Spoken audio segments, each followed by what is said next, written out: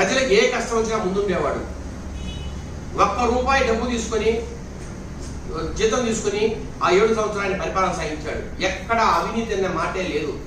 ఈ రోజు 1 సంవత్సరం ముఖ్యమంత్రిగా 5 సంవత్సరాలు ముఖ్యమంత్రిగా ఉన్న వ్యక్తులు వేల లక్షల కోట్లు దోపిడీ చేస్తుంటే రామారావు గారు 7 సంవత్సరాల ముఖ్యమంత్రి కాలంలో ఒక్క అవినీతి స్కామ్ ఎక్కడైనా ఉందా అని ఒక్కసారి ఆత్మపరిశీలన చేసుకోవాలి అందరూ కూడా.